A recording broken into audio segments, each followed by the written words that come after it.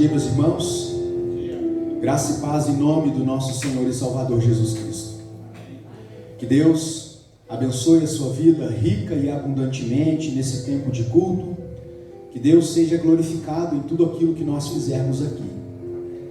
Quero convidar você para falarmos com o Senhor, colocarmos a nossa vida diante do altar de Deus como sacrifício, quando nós nos rendemos aos pés daquele que é de fato o Senhor das nossas vidas. Por isso eu quero convidar você a se colocar de pé, para que possamos falar com Deus, colocando a nossa vida, o nosso coração, os nossos anseios, que seja de fato um tempo onde Deus ministra as nossas vidas, e que Ele receba o nosso culto nessa manhã, que Ele receba a nossa adoração, que Ele receba a nossa gratidão. Deus amado, nós louvamos o Teu nome por esse dia, pelas nossas vidas, porque o Senhor tem nos abençoado, Deus. Nós nos lembramos da maior bênção que nos alcançou, que é a salvação em Jesus Cristo, nosso Senhor. Obrigado a Deus, porque fomos feitos Teus filhos, sem que merecêssemos isso. Obrigado a Deus, porque podemos Te chamar de Pai e crer que o Senhor tem cuidado de nós como um pai cuida dos seus filhos. Por isso, ó Deus, nesta manhã, no dia do Senhor, nós dedicamos, ó Pai, este tempo em ajuntamento solene, em comunidade, para adorar o Senhor na companhia dos nossos irmãos, para dizer, ó Deus, de forma audível e em espírito, que o Senhor é Deus das nossas vidas, é quem governa cada um dos nossos atos. E por isso, Deus, nós nos abrimos diante do Senhor, nos submetemos ao Senhor. Nos guie, Pai, nesse tempo de culto, de adoração, que o Teu Espírito, ó Deus, possa nos conduzir, Pai, para que possamos adorar o Senhor como o Senhor deseja ser adorado, em espírito e em verdade. Que a bênção do Senhor, na ação do Espírito Santo, seja real nas nossas vidas, em nome de Jesus. Amém.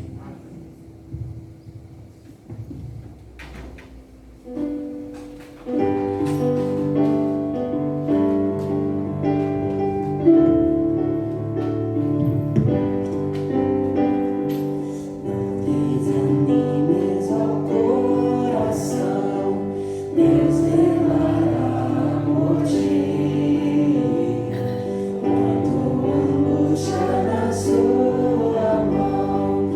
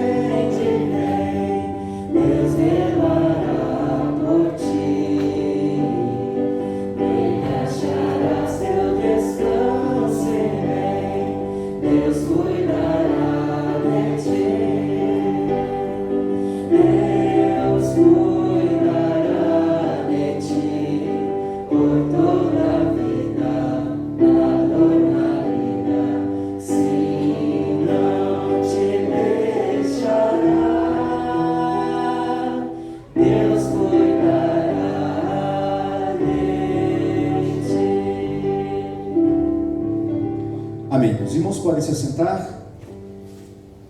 Convido a igreja a abrirem suas Bíblias no livro do profeta Jeremias.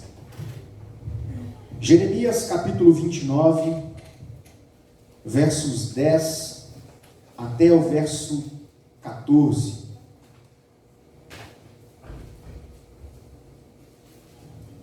Jeremias 29, do 10 ao 14.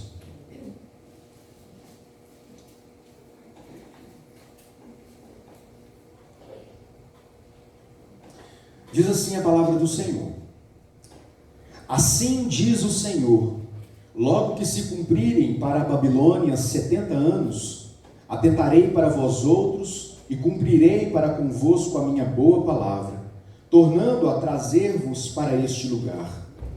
Eu é que sei que pensamentos tenho a vosso respeito, diz o Senhor, pensamentos de paz e não de mal, para vos dar o fim que desejais. Então me invocareis, passareis a orar a mim e eu vos ouvirei. Buscar-me-eis e me achareis, quando me buscardes de todo o vosso coração. Serei achado de vós, diz o Senhor, e farei mudar a vossa sorte. Congregar-vos-ei de todas as nações e de todos os lugares para onde vos lancei, diz o Senhor, e tornarei a trazer-vos ao lugar de onde vos mandei para o exílio. Amém. O povo estava, como nós podemos perceber, exilados na Babilônia, e muitas eram as informações que chegavam ao povo. Alguns profetas diziam que Deus tiraria logo o povo dali e o socorro de Deus viria, levando o povo novamente para a sua casa, para Jerusalém. Então o profeta Jeremias envia uma carta aos exilados da Babilônia, contendo uma mensagem de Deus, uma resposta de Deus ao clamor do povo, que esperava uma intervenção imediata de Deus. E Deus então diz tudo aquilo que o povo não queria ouvir. O povo estava exilado e desejoso de voltar para casa, e Deus diz não para eles, e diz mais: olha, ao contrário daquilo que vocês têm ouvido, eu digo para vocês, se preparem, se estabeleçam aí, construam casas, casem os seus filhos, orem pela paz da cidade, e apenas e só então, quando cumprir o tempo determinado, eu vos trarei de onde eu vos mandei. A Babilônia não foi um acidente na história de Israel, foi a providência de Deus se revelando como um resgate do seu povo.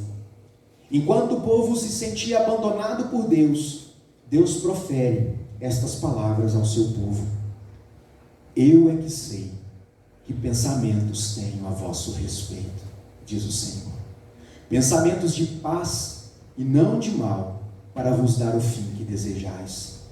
Qual é a finalidade da ação de Deus na vida do ser humano? Que o ser humano busque a Deus com toda a sua força, com toda a intensidade. E ele completa dizendo: então, ou seja, depois que eu cumprir aquilo que determinei, vocês me ouvirão, me buscarão de todo o vosso coração, e eu vos ouvirei, e só aí os trarei de volta. Meus queridos irmãos, na vida do povo de Deus não existem acidentes, não existem coincidências, existe provisão de Deus, cuidado de Deus para nós.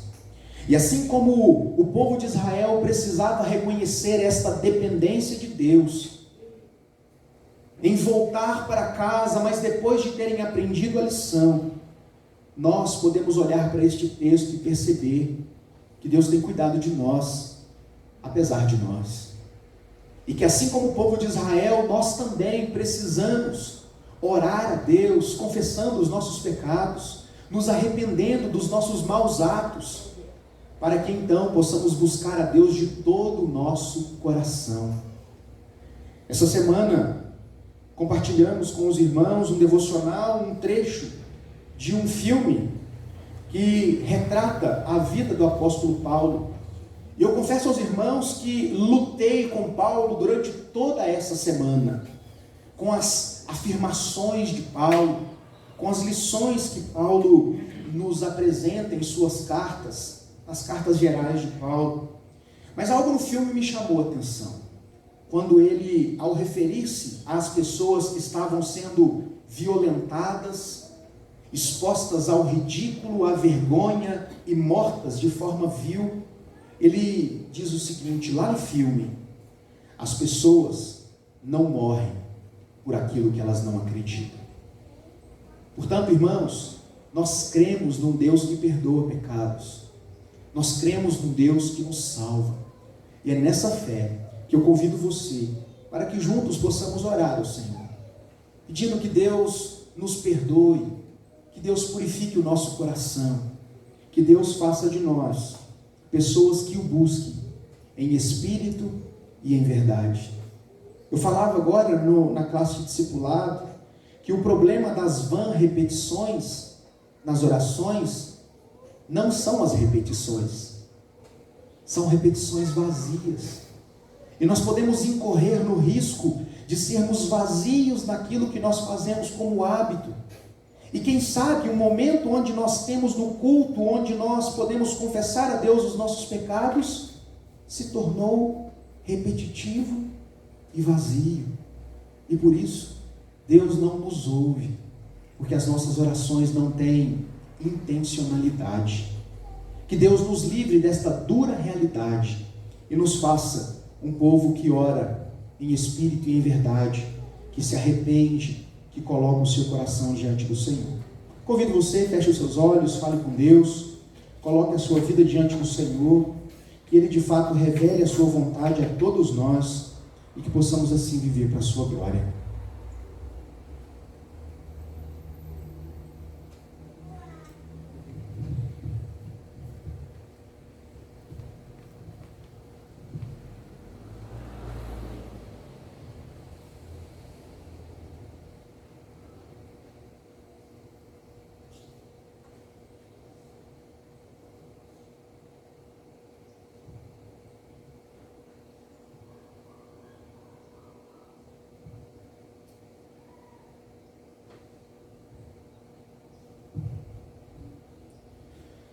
Querido e eterno Deus, mais uma vez nos colocamos diante do Senhor, Pai, para confessar diante do Senhor o nosso estado de dependência, de humilhação, reconhecendo, ó Deus, que precisamos da Sua graça sobre as nossas vidas. Porque é verdade, ó Deus, que em vindo o pecado sobre o mundo, ele tornou-se abundante no coração humano. Mas é verdade também que onde o pecado tornou-se abundante, mais ainda a sua graça. E por isso, Deus, nos méritos de Jesus Cristo, nosso Senhor, pedimos-te perdão, Deus. Que o Senhor, ó Deus, nos conceda vitória nas nossas vidas, na luta contra o pecado. Que possamos, ó Deus, estar de fato dispostos a negarmos a nós mesmos todos os dias, tomarmos a nossa cruz e seguirmos ao Senhor na certeza que o Senhor vem conosco. Ó Deus, que o Senhor se revele a nós a cada dia. Reconhecemos, ó Deus, que a nossa vontade é limitada e por vezes, ó Deus, contaminada, mas a vontade do Senhor sobre nós é boa, perfeita e agradável. Por isso, Deus, eu peço que o Senhor se revele a nós, que a tua vontade, ó Deus, seja a nossa vontade. Mova os nossos corações na direção do Senhor, a fim de que possamos de fato, ó Pai, com a nossa vida, com o nosso testemunho, agradar ao Senhor das nossas vidas. Por isso, mais uma vez, reconhecemos que precisamos de Ti e clamamos pelo Teu perdão, em nome de Jesus Cristo, nosso Senhor. Amém. Amém. Que Deus nos abençoe, irmãos, que o perdão de Deus seja uma convicção clara nos nossos corações. Enquanto nós estivermos cantando agora, mais uma vez, adorando o Senhor, você que veio preparado, pode trazer à frente e consagrar o seu dízimo, a sua oferta ao Senhor. Nós cremos que esta é mais uma das muitas áreas da nossa vida, uma de todas as áreas da nossa vida, que Deus nos abençoa e que, portanto, deve ser adorado. Que possamos fazer isso com alegria no nosso coração, cantando ao Senhor da nossa vida.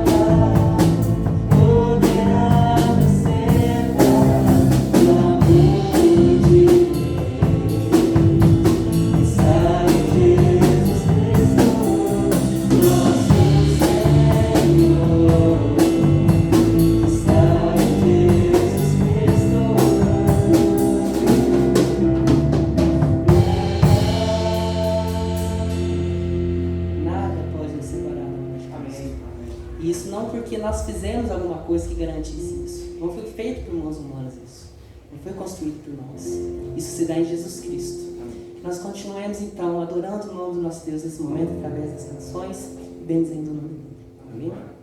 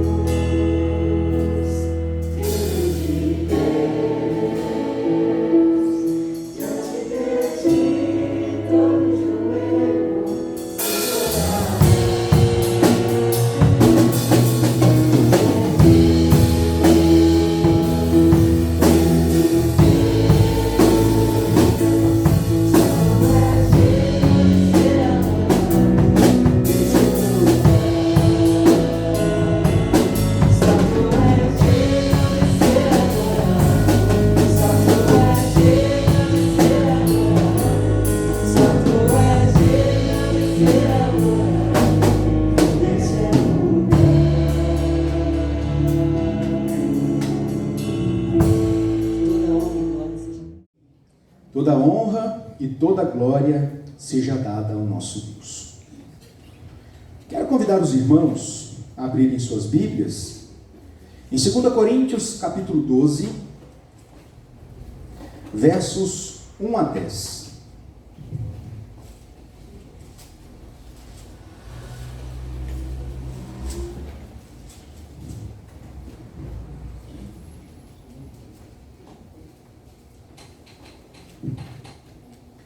Segunda Coríntios, capítulo 12, versos 1 até o verso 10. As visões e revelações do Senhor e o espinho na carne. Diz assim a palavra do nosso Deus: se é necessário que me glorie, ainda que não convém, passarei às visões e revelações do Senhor. Conheço um homem em Cristo que há 14 anos foi arrebatado até o terceiro céu. Se no corpo ou fora do corpo, não sei, Deus o sabe. E sei que tal homem, se no corpo ou fora do corpo, não sei, Deus sabe, foi arrebatado ao paraíso e ouviu palavras inefáveis, as quais não é lícito ao homem referir. De tal coisa me gloriarei, não porém de mim mesmo, salvo nas minhas fraquezas. Pois, se eu vier a gloriar-me, não serei nécio, porque direi a verdade, mas abstendo-me para que ninguém se preocupe comigo mais do que a mim vê ou de mim ouve, e para que não me ensoberbecesse com a grandeza das revelações, foi-me posto um espinho na carne, mensageiro de Satanás para me esbofetear, a fim de que eu não me exalte. Por causa disso, 3 vezes pedi ao Senhor que o afastasse de mim. Então ele me disse: a minha graça te basta, porque o poder se aperfeiçoa na fraqueza. De boa vontade, pois, mais me gloriarei nas fraquezas, para que sobre mim repouse o poder de Cristo. Porque sinto prazer nas fraquezas, nas injúrias, nas necessidades, nas perseguições, nas angústias por amor de Cristo, porque quando sou fraco, então é que sou forte. Deus querido, nós colocamos diante do Senhor o nosso coração, a nossa mente, pedindo, ó Pai, pela iluminação do Teu Espírito, para que possamos, ó Deus, compreender o texto e aplicá-lo à nossa vida para a glória do Seu nome. Que o Senhor, ó Deus, para a Tua glória, traga edificação à Tua igreja nessa oportunidade. Em nome de Cristo Jesus, o nosso Senhor. Amém. Do espinho na carne, a suficiência da graça de Deus. É isso que nós aprendemos do apóstolo Paulo no texto que nós lemos. O apóstolo Paulo é, sem dúvida, uma pessoa que nós podemos dizer que aprendeu o significado de sofrimento. Ele já foi algumas vezes apedrejado, dado como morto, açoitado muitas vezes, caluniado, foi preso, fugitivo pelos caminhos dos lugares aonde ele vivia. Ele viveu em meio a duras lutas por algo que ele acreditava no seu coração. Paulo experimentou várias formas de sofrimento em sua vida em prol de pregar a palavra do nosso Senhor Jesus Cristo. No texto que lemos, a partir do verso 1 do capítulo 12, Paulo está contando aqui uma história de um possível terceiro que ele conhece, que teria tido uma revelação de Deus. Um pouquinho caminhando no texto, percebemos que Paulo faz menção de si mesmo, e que há 14 anos, isto é, mais ou menos algo em torno de 9 anos depois da sua conversão, ele teve uma experiência de revelação com Deus que o levou, e ele não sabe explicar, se fisicamente ou em espírito, à presença de Deus, ao paraíso. E ouviu coisas que não é lícito a homem nenhum saber, e que, portanto, ele não poderia revelar aos irmãos ali. Mas ele foi o privilegiado de ter essa visão da glória de Deus. E então ele continua dizendo: que, embora isso fosse um privilégio na sua vida, foi-lhe posto um espinho na carne, mensageiro de Satanás, para que ele não se tornasse soberbo. Ele ora ao Senhor 3 vezes pedindo que Deus o livre disso, e Deus então responde a famosa frase que gostamos de repetir, mas temos muita dificuldade em viver: a minha graça te basta, porque o meu poder, diz o Senhor, se aperfeiçoa na fraqueza. Então Paulo aprendeu a lição na sua vida naquela ocasião e começou a agradecer a Deus na sua fraqueza, porque quando ele reconhecia a sua fraqueza, então por Deus ele era fortalecido. No texto que nós lemos, Paulo então faz menção de um grande sofrimento que ele estava enfrentando. Ele orou 3 vezes e Deus responde à sua oração com um não. Isso nos ensina, irmãos, algo que temos trabalhado aqui na igreja. Não também é resposta. Não também é a atenção de Deus ao filho que clama. Assim como o povo exilado na Babilônia pediu para que Deus, naquele momento, os tirasse da Babilônia, e Deus disse não, Deus está dizendo não para Paulo, porque Deus tinha planos superiores a respeito de Paulo e do seu caráter, assim como tem a respeito de cada um de nós. O não de Deus também é resposta. O não de um pai que ama também é uma declaração de amor. Mas o que seria esse espinho na carne de que Paulo se queixa? O termo grego traduzido por espinho, ele nos dá conta de um instrumento que era usado para a perfuração da pele em rituais de tortura. Então, quando Paulo se refere a este espinho na carne, ele está falando de algo que lhe causava extremo sofrimento. Mas dizer exatamente o que era o espinho na carne de Paulo é uma missão extremamente difícil. E a razão para isso é muito simples. O próprio Paulo não diz o que era o seu espinho na carne. É impressionante, meus irmãos, como ele se refere ao espinho na carne de forma abstrata e um tanto quanto vaga. E talvez nós ficamos pensando, por que Paulo fala de algo que ele não se propõe a esclarecer o seu significado? Ao longo da história, grandes mentes teológicas se propuseram a dar aqui a sua compreensão a respeito do que poderia ser esse espinho na carne de que Paulo trata. Desde os pais da igreja até os reformadores do século XVI, bem como grandes mentes da teologia contemporânea, têm discutido qual seria, então, o grande sofrimento que Paulo estaria passando. E entre as muitas vertentes a respeito disso, eu destaquei aqui 4, apenas a título de informação para os irmãos. A primeira delas, diria que o espinho era algum tipo de enfermidade física, acompanhada na carne, ou seja, algo que atacava e afligia o corpo de Paulo e lhe causava muitos sofrimentos. Os defensores dessa tese têm como referência textual as palavras do apóstolo Paulo em Gálatas capítulo 4, versos 13 a 15, quando Paulo faz menção de ter que escrever aqueles irmãos com letras grandes. E ainda o fato de Paulo se utilizar de amanuenses, ou seja, de pessoas que estariam escrevendo aquilo que ele estava dizendo. Sim, irmãos, as cartas de Paulo não foram escritas de próprio punho. Ele ditava e estes copistas amanuenses escreviam tais cartas. Alguns acreditam que isso se dava por uma complicação na sua visão e que por isso esse espinho na carne tornava a visão do evangelista, a missão do evangelista muito difícil. Por outro lado, alguns dizem que este espinho na carne era na verdade uma espécie de demônio inquietador, um mensageiro de Satanás que atormentava o apóstolo Paulo. Obviamente não o possuía, mas tornava a sua caminhada muito difícil de ser vivida.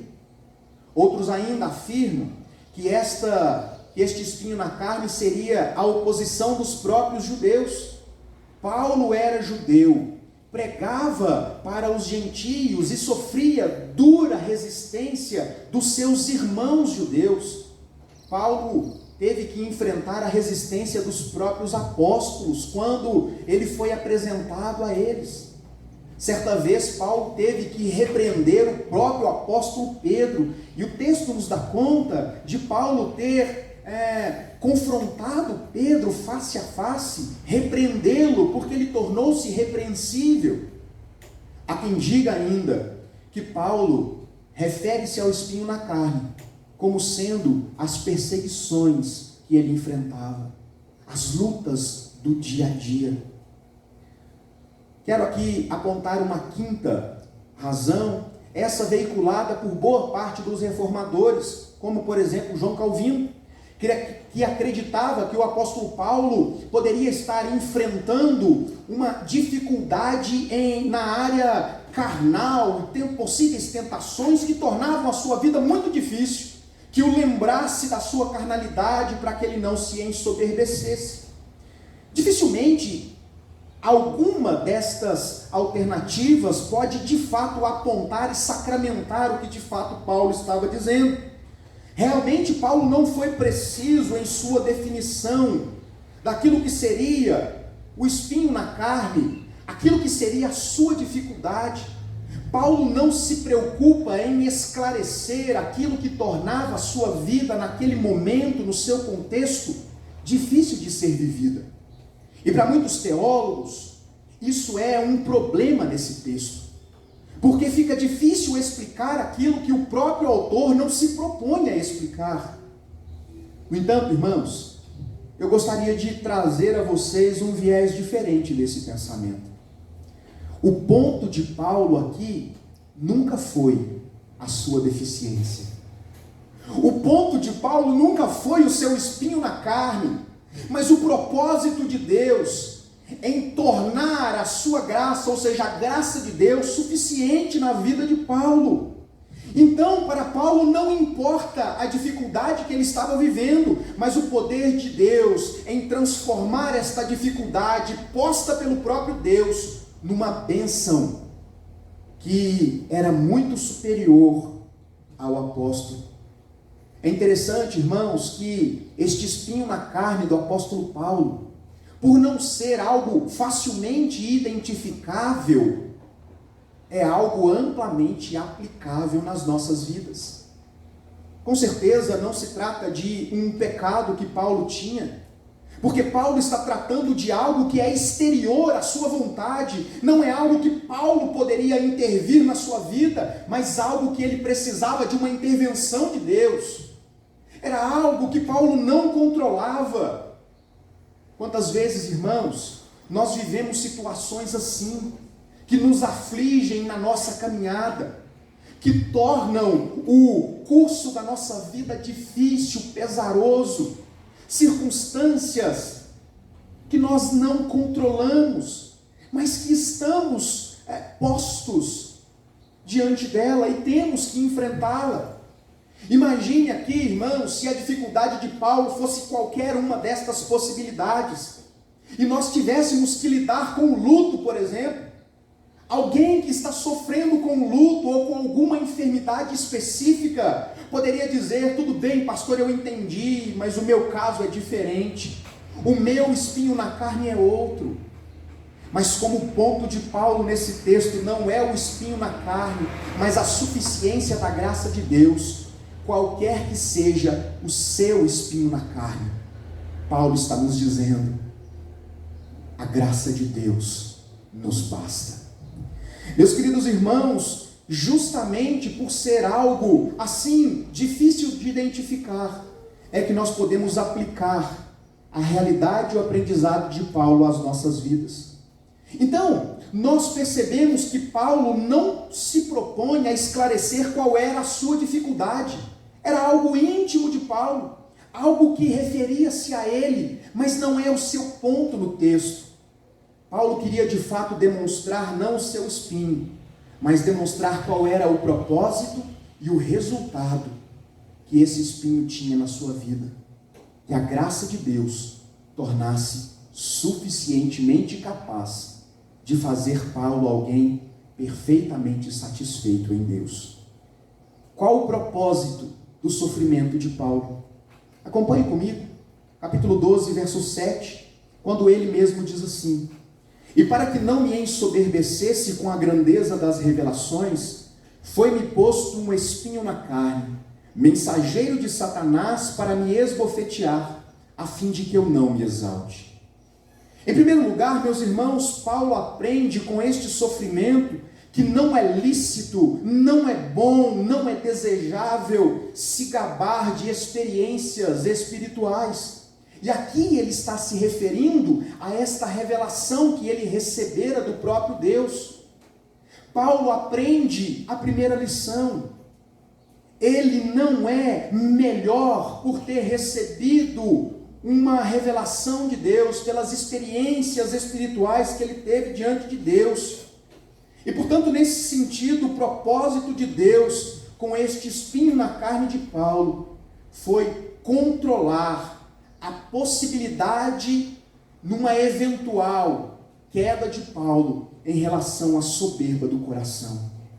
Note que Paulo luta contra esta dificuldade e ora ao Senhor 3 vezes, repetidas vezes, como Cristo fez no Getsemane. E a semelhança de Cristo, que diz: contudo seja feita a sua vontade, depois do não de Deus, Paulo se calou à resposta do Senhor. Depois de pedir ao Senhor 3 vezes: Deus, intervém na minha vida, tira esta dificuldade com a qual eu, por minha força, não consigo lidar. Deus interrompe aquela sessão de orações com um não, nos apresentando que não também é resposta. Não também é declaração de amor. Ao entender o propósito de Deus na sua vida, Paulo muda a forma que ele enxerga o seu espinho na carne. Ele faz alusão às suas fraquezas como sendo algo que ele deve se gloriar. Sabe por quê, irmãos? Quando nós reconhecemos que somos fracos, quando nós reconhecemos que somos impotentes, limitados, necessitados, nós abrimos mão do nosso orgulho, do nosso pretenso conhecimento, da nossa forma de resolver as coisas e nos abrimos completamente à ação de Deus. E é justamente aí que Deus opera poderosamente nas nossas vidas e a partir de nós. Paulo não foi o maior teólogo neotestamentário. Paulo não foi o maior missionário neotestamentário porque possuía qualidades, aptidões necessárias para isso. Paulo foi todas estas coisas porque ele entendeu a duras penas que a graça de Deus era suficientemente capaz de permitir que ele cumprisse a sua missão.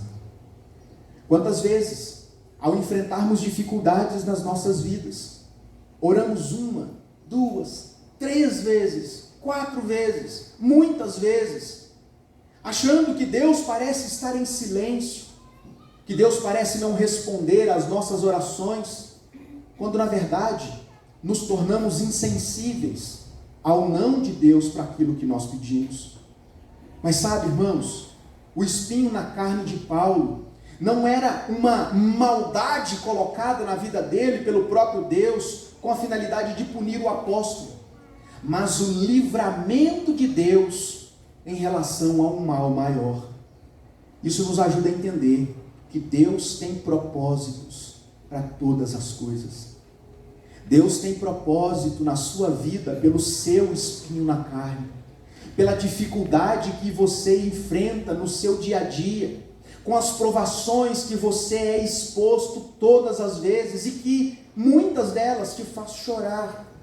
Versos 9 e 10 nos apresenta então o resultado do propósito do espinho na carne de Paulo. Quando Paulo diz assim: então ele me disse, referindo-se à resposta de Deus: a minha graça te basta, porque o poder se aperfeiçoa na fraqueza.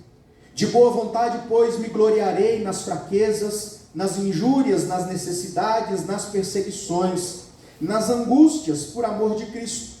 Porque quando sou fraco, então é que sou forte.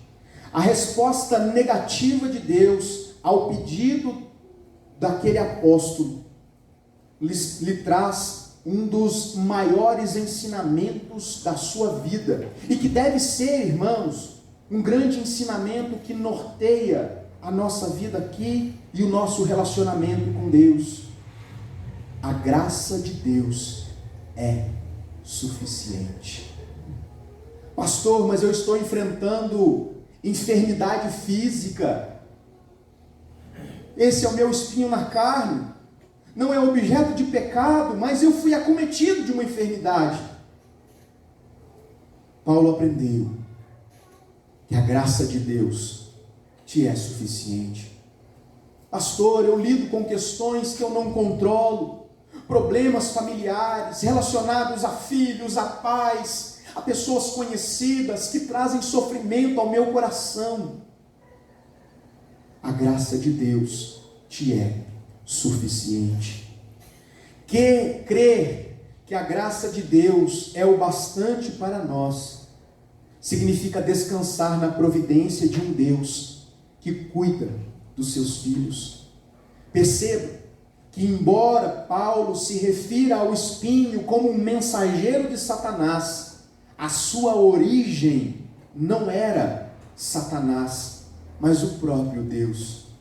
Embora o povo de Deus no Antigo Testamento estivesse exilado na Babilônia, a Babilônia era, na verdade, o juízo de Deus, o amor de um pai que deseja ensinar o seu filho o significado de ter um relacionamento profundo com ele.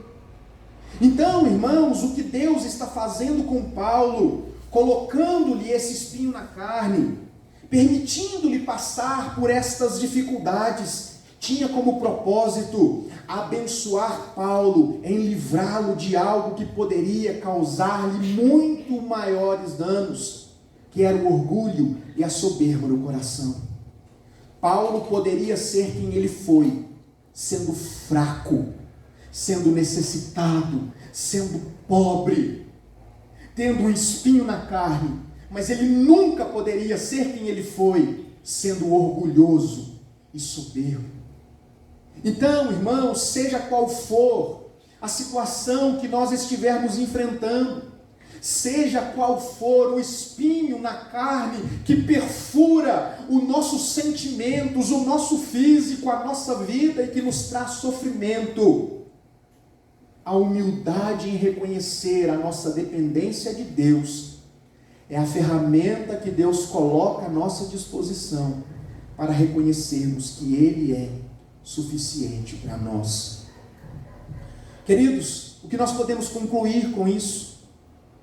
Com este relato de Paulo, nós aprendemos que Deus tem propósitos, até mesmo nos espinhos na carne, circunstâncias que nós não temos controle, não podemos evitar, mas que apesar disso, de estarem fora do nosso controle, como eu disse essa semana no devocional, como um carro em estado de aquaplanagem, e quando isso acontece, o motorista vira passageiro, porque já não consegue controlar o curso do veículo, e embora as circunstâncias muitas vezes da nossa vida nos pareçam um carro em aquaplanagem, sem direção, nós aprendemos com Paulo, que embora não tenhamos o controle total das nossas vidas, Deus o tem, e Ele determina o curso da nossa história.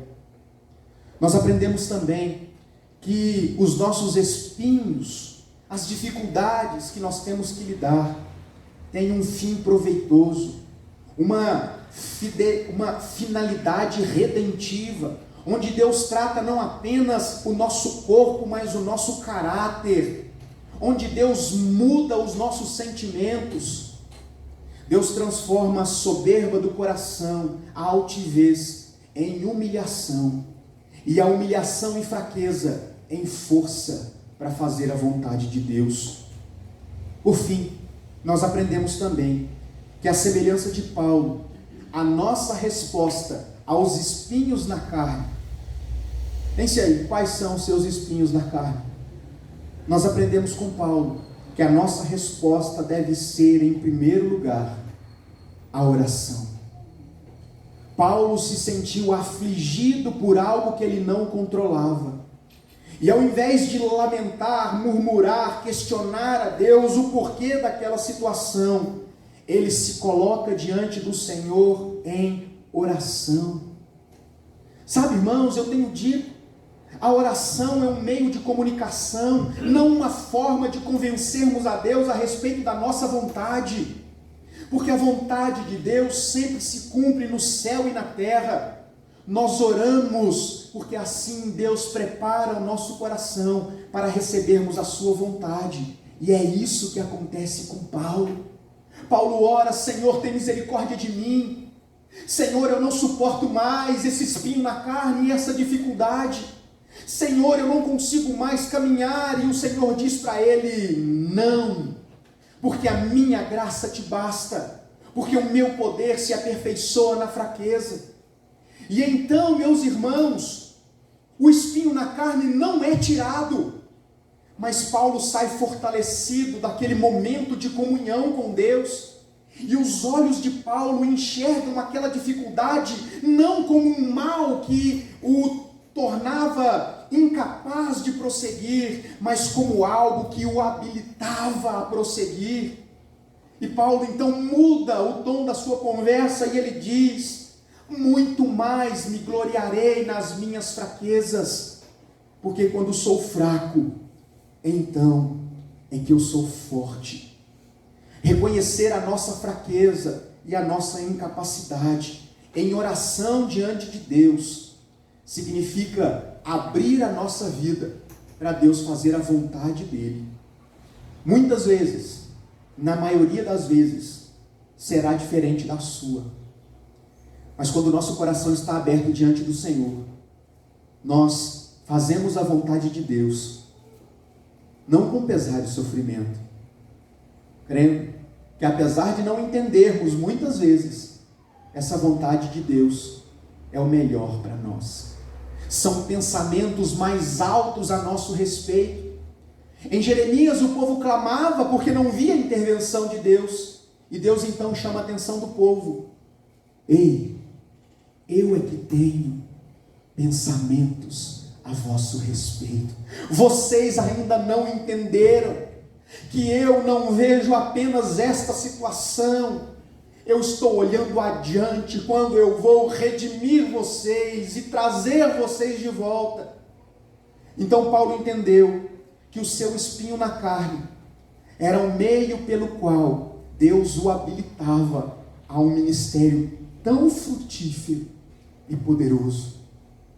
Paulo, então, um homem com um espinho na carne, que considerou toda a sua sapiência como refúgio por amor a Jesus, um judeu perseguido por judeus, um romano morto por romanos, morre decapitado por aquilo que ele tinha como certeza no seu coração. Eu combati o bom combate, eu guardei a fé, a minha esperança está no Senhor. Orar, irmãos, é para os fracos. É por isso que nós precisamos orar. Eu quero concluir a nossa reflexão nesta manhã perguntando a você: e então, qual é o seu espinho na carne? Qual é o seu motivo de se humilhar diante de Deus? Façamos como Paulo, apresentemos a Deus as nossas dificuldades, crendo que Deus continua sendo Deus, quer Ele nos livre dela, quer não nos livre dela, porque Ele tem planos superiores a nosso respeito, e a graça de Deus é, portanto, suficiente para nós. Convido você a fechar os seus olhos, colocar a sua vida diante do Senhor, e este é um momento adequado para você colocar diante de Deus. Quem sabe o seu espinho na carne, aquilo que te causa sofrimento, tristeza, aquilo que você simplesmente não consegue. Deus é aquele que transforma dificuldades em instrumento de bênçãos, que prepara o nosso coração para cumprirmos a vontade dele e nos sentirmos felizes nisso. Deus querido, nós te agradecemos pela vida e pelo testemunho do apóstolo Paulo. Ó Deus, nós queremos colocar diante do Senhor o nosso coração nesta manhã, reconhecendo, ó Deus, que somos muito pequenos e que precisamos do Senhor. Somos fracos, ó Deus, e portanto dependentes da intervenção do Senhor nas nossas vidas. De fato, Deus, temos enfrentado dificuldades, muitas vezes verdadeiros espinhos na carne que perfuram, ó Deus, o nosso corpo físico, que nos fazem sofrer. Outras vezes, ó Deus, questões que perfuram a nossa mente, abalando o nosso emocional. Nós queremos colocar todas estas coisas diante do Senhor, Deus, e pedindo, ó Pai, que o Senhor intervenha nas nossas vidas com amor e graça, fazendo, ó Deus, a Tua vontade sobre nós, e que se for, ó Deus, o livramento, nos conceda, Pai, e que se não for, Deus, nos ensine, para que possamos, ó Deus, Te amar de todo o nosso coração, ainda que em meio a sofrimentos, ainda que tendo que lidar com espinhos na carne ao longo da nossa caminhada, mas reconhecendo que em todos os momentos a Tua graça nos é suficiente. Nos ajuda, Deus, a tirarmos os nossos olhos do espinho da carne e a nos voltarmos para a suficiência da Sua graça sobre nós, que nos garante, ó Deus, uma vitória escatológica, uma vitória futura na presença do Senhor. Seja qual for, Deus, a dificuldade dos meus irmãos, o espinho na carne que tem afligido os meus irmãos, eu clamo por eles, Pai. Que o Senhor, ó Deus, intervenha nessas vidas e que, segundo a Sua vontade, ó Deus, eles sejam igualmente abençoados. Que a Tua vontade prevaleça e que aquilo que o Senhor determinou para nós seja cumprido para a glória do Seu nome, Deus. Em nome de Cristo Jesus nós oramos, agradecidos. Amém.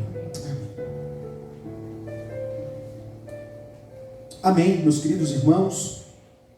Quero convidar nessa hora os presbíteros que venham à frente, tomem lugar aqui à mesa. O primeiro domingo do mês é sempre um dia especial para nós. Domingo é especial, mas o primeiro domingo do mês é ainda mais especial, porque é nesse dia que nós celebramos a mesa do Senhor. É nesse dia que nós nos lembramos da providência de um Deus que nos salva de nós mesmos, do nosso pecado, das consequências do nosso pecado. Portanto, hoje, diante desta mesa que não é desta igreja, mas da igreja de Jesus, nós celebramos a vitória de Cristo neste mundo. Nós celebramos a nossa união com Cristo, a vitória de Cristo sobre o pecado. Por isso, irmãos, não se trata de um mero rito sacramental, de um rito litúrgico, mas de uma experiência onde a graça de Deus é derramada a nós. E é assim que nós precisamos ver este momento.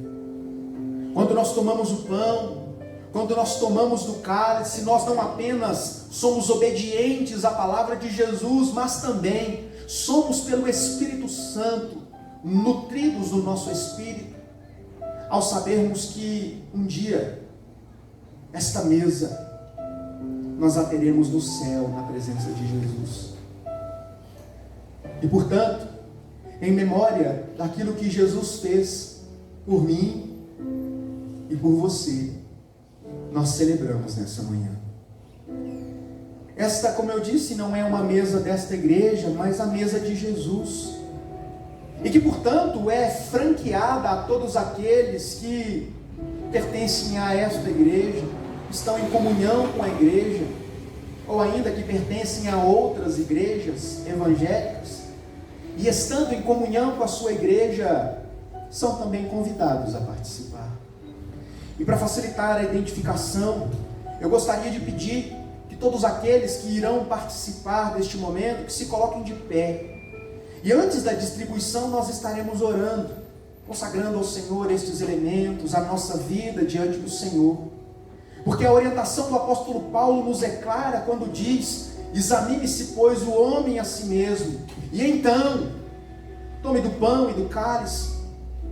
Existe aqui um ponto de atenção, mas a intenção do apóstolo não é privar os crentes da ceia, é trazer senso de responsabilidade,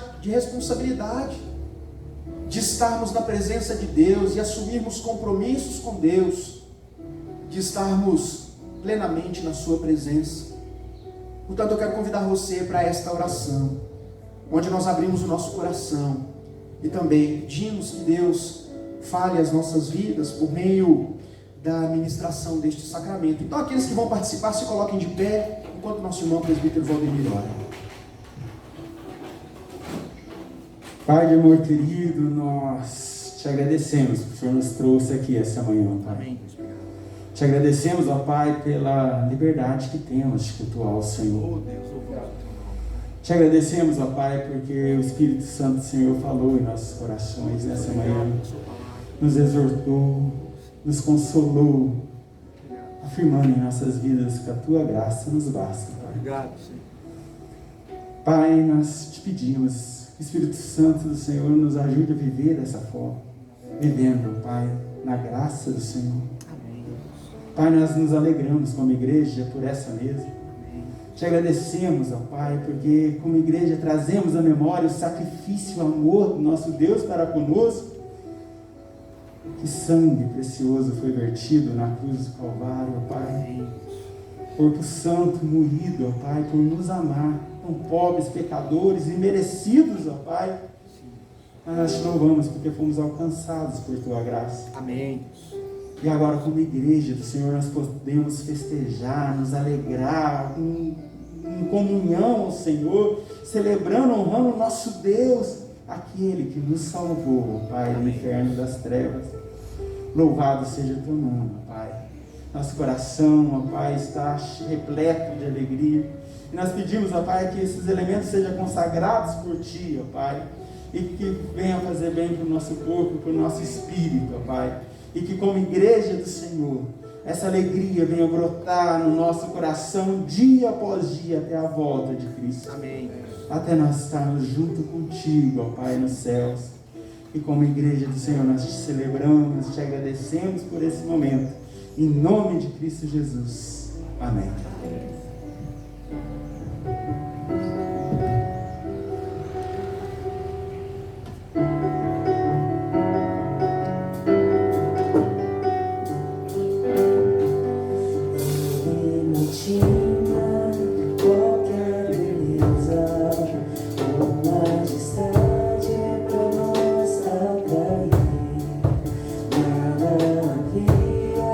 Sua aparência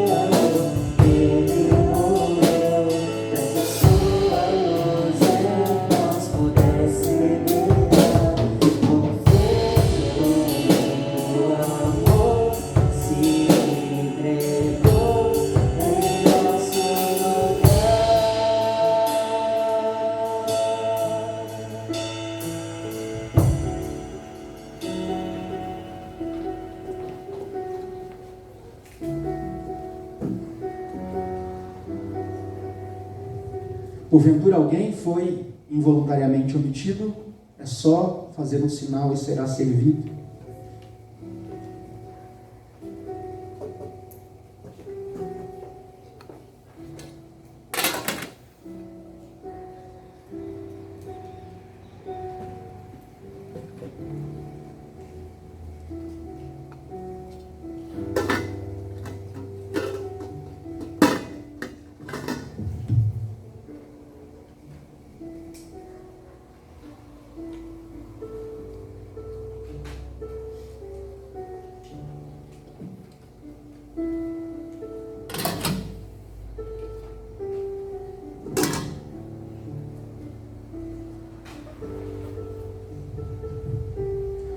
Nós cremos e confessamos que estes elementos continuam sendo pão e cálice.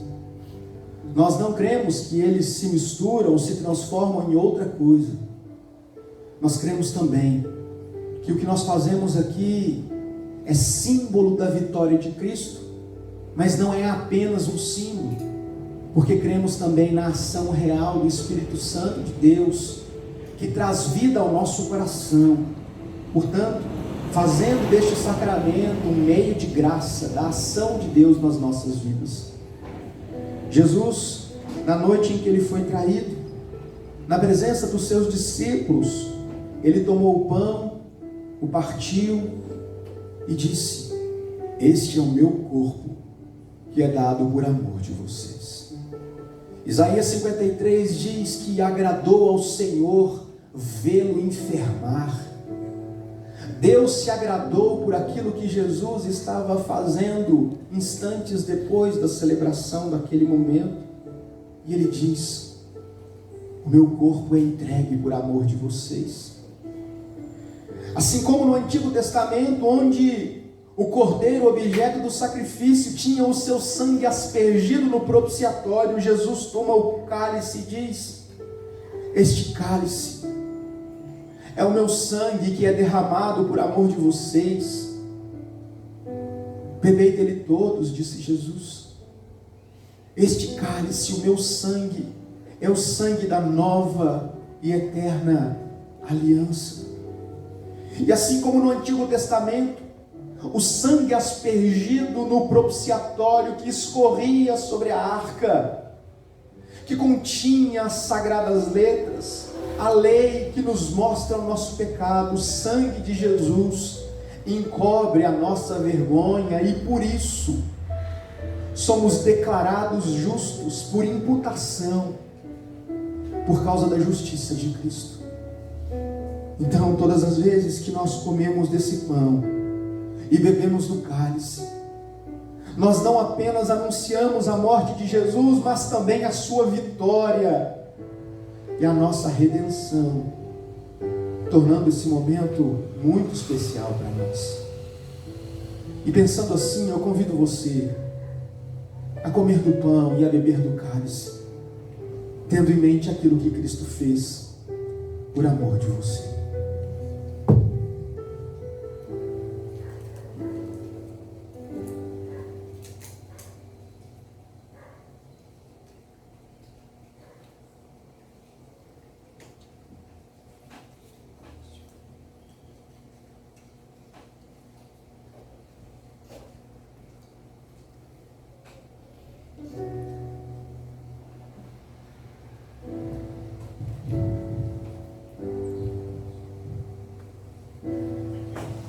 Senhor nosso Deus, glorificado seja o teu nome, Senhor Deus. Amém. Humildemente, ó Pai, que nós nos achegamos diante de Ti, Deus, gratos, ó Deus, pela Tua graça e a Tua misericórdia que se renova a cada manhã, Senhor. Amém. Deus. E assim como foi ministrado hoje aos nossos corações, Deus, que nós possamos a cada dia confiar no Senhor, sabendo que o Senhor está no controle de tudo, em todo momento da nossa vida, Deus. Amém. Assim como Paulo, Deus, que nós possamos ter forças no Senhor, para seguir a caminhada do Senhor em toda qualquer circunstância das nossas vidas. Amém. Guarde a tua igreja, Pai, aqui em Eriado, Pai, em todo lugar espalhado na terra, Senhor Deus. Que nós possamos, ó Pai, a cada dia estar visando o teu reino, vivendo a tua vontade, pregando aquelas pessoas que não te conheceram ainda, Deus. mas que principalmente, ó Deus, nós possamos, ó Pai, com as nossas vidas, ó Deus, pregar o teu Evangelho. Amém. Deus. Não seja por palavras, mas por atos, ó Deus, que nós possamos, ó Pai, ter a luz do Senhor aonde quer que nós formos, ó Deus. Obrigado, Pai, por essa manhã. Obrigado, Pai, pelo cuidado, Pai, que o Senhor tem tido conosco, a tua igreja, Pai, e louvamos e glorificamos o teu nome, Deus. Em nome de Jesus que nós oramos. Amém. Recebamos de pé a bênção do nosso Senhor. Que a graça do nosso Senhor e Salvador Jesus Cristo, que se entregou na cruz do Calvário por amor de sua igreja, que o amor de Deus, o nosso eterno e misericordioso Pai, que se agradou em ver o seu Filho enfermar por amor da sua igreja, pela comunhão e a consolação do Espírito Santo de Deus, que anda conosco todos os dias, até a consumação dos séculos, seja com vocês, irmãos, e com todo o povo de Deus, espalhados pela face da terra, hoje e para todo sempre. Amém. Amém. Deus abençoe a todos, um ótimo domingo, em nome de Jesus.